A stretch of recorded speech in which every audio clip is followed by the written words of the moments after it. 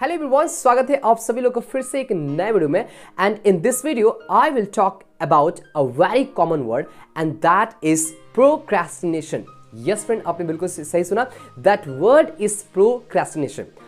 I am 101% sure कि आप में से बहुत सारे लोग इस वर्ड को सुने होंगे जिसका नाम है प्रोक्रेस्टिनेशन। और अगर आप नहीं सुने हैं, डोंट वरी, प्रोक्रेस्टिनेशन का मतलब होता है टालना। हम अपने डे टू डे लाइफ में कहीं ना कहीं बहुत सारी चीज़ों को हर मोमेंट में टालते रहते हैं। ये चीज़ जानने के बावजूद भी कि हमारा टालना आगे इन द फ्यूचर टाइम हो सके खराब हो सकता है, but still we always just procrastinate. Procrastinate word एक बहुत ही कॉमन वर्ड हो चुका है right now, because we all are addicted to procrastinate, right. तो हम सारे लोग इस प्रोक्रेस्टिनेशन से काफ़ी ज़्यादा एडिक्टेड हो चुके हैं। इस वीडियो के अंदर मैं बात करूंगा कि ऐसे बहुत सारे बिगनर्स हैं जो अपने इंग्लिश कॉन्वर्सेशन को इम्प्रूव करना चाहते हैं, but still they are not able to speak more and more, they are not able to work hard for speaking skill. कहीं ना कहीं वो अपने इंग्लिश को लेकर के काफ़ी ज़्यादा इन द फ्यूचर टाइम के लिए प्रोक्रेस्टिनेट कर दे रहे हैं और अपने स्पीकिंग स्किल को उस पर्टिकुलर मोमेंट में स्टॉप कर दे रहे हैं। So how to stop that particular procrastination?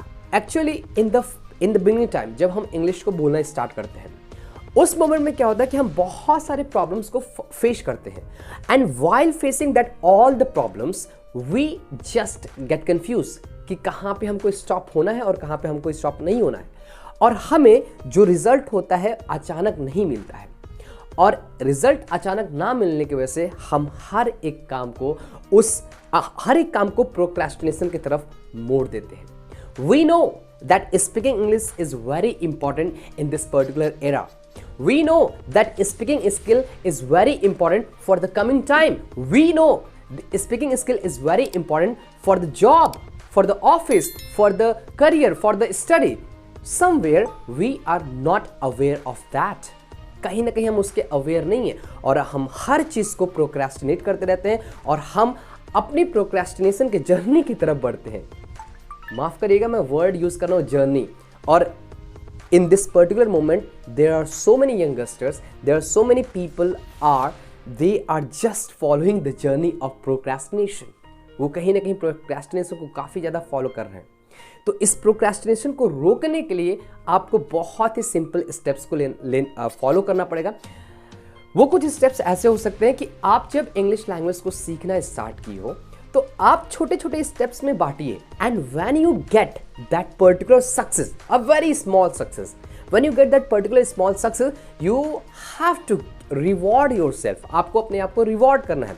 Suppose that आपको इंग्लिश नहीं बोलने आता है, बट आपने बोलना शुरू कर दिया और आपने किसी से बोल दिया हाउ आर यू। सो ये वर्ड, ये जो सेंटेंस आपने बोला ना, ये काफ़ी है। This is all about a very small success, but reward yourself. इस चीज़ को आप रिवॉर्ड करिए, and when you start rewarding yourself, definitely you will forget about that procrastination. आप उस प्रोक्रेस्टिनेशन के बारे में भूल जाओगे। मे बी आप बिगनर्स हो सकते हैं in the field of English, in the field of speaking English, but you have to stand firmly. You have to stand for your problems. आप उस चीज़ को stand करना पड़ेगा, because in this particular moment आप हो सके इंग्लिश नहीं बोल पाते हैं और बार बार आप हर एक चीज़ को, हर एक टॉपिक्स को बोलने को आप प्रोक्रेस्टिनेट कर रहे हैं। But always remember, if you don't work hard for that, so you will not get the result, you will not get the consequences. So try not to procrastinate anything. Try to do all the things in a very slot. आप हर एक चीज़ों को slot में बांटिए। आपने आज decide कर लिया कि हाँ, मैं आज थोड़ा सा ही बोलूँगा, बट डेफिनेटली मैं बोलूँगा। तो जब आप छोटे छोटे चीज़ों को इम्प्रूव करेंगे, बोलेंगे, तो कहीं ना कहीं वो छोटे छोटे सक्सेस आपकी तरफ आएगा। और कहा जाता है कि कुछ ना करने से अच्छा है कि आप कुछ कर लो। माना कि आज से बहुत सालों पहले आपने इंग्लिश को नहीं जाना, नहीं बोला, तो इसका मतलब क्या कि हम just we should stop ourself? No, हमें अपने आप को स्टॉप नहीं करना है। Start now, this is the right time to start that particular language. और इसी टाइम स्टार्ट करिए। छोटे छोटे चीज़ों में अपने आप को डिवाइड करिए और डेफिनेटली आप उस चीज़ को मास्टर करने वाले हैं and you will get rid of procrastination. आप प्रोक्रेस्टिनेशन से छुटकारा पा जाओगे। मैंने अपने ऑफलाइन क्लासेस में बहुत सारे स्टूडेंट्स को देखा है, वो कहीं ना कहीं अपने इंग्लिश को लेट्स से एन एग्जांपल कि कोई भी पर्टिकुलर स्पीकिंग क्लास होता है वो 90 डेज का होता है। तो कुछ लोग ऐसे होते हैं, वो सोचते हैं कि यार जब मैं 90 दिन इंग्लिश बोल लूँगा, सीख जाऊँगा ना, तब जाके 91 दिन पे मैं इंग्लिश बोलने जा रहा हूँ।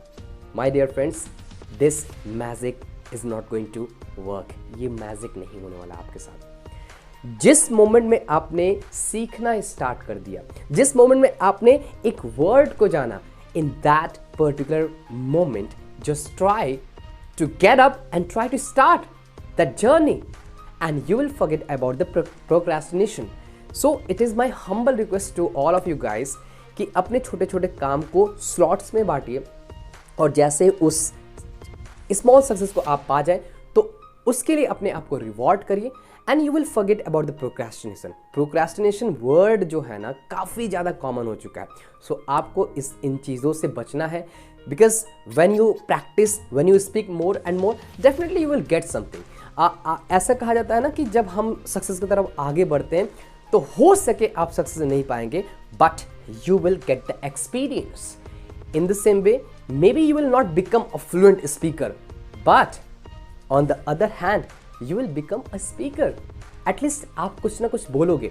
When you will see a remarkable change in your English conversation, you will feel proud. Okay, somewhere कहीं ना कहीं हमें से बहुत सारे बिगिनर्स से प्रोक्रेस्टिनेट काफ़ी ज़्यादा कर रहे हैं। इंग्लिश को बाद में बोलेंगे, कल से बोल लेंगे, वो हो सके उनके अंदर कुछ फियर के वजह से नहीं बोले। सो इन सारी चीज़ों को आप थोड़ा सा चेंज करिए, अपने आप को बदलिए and you are going to be the next speaker.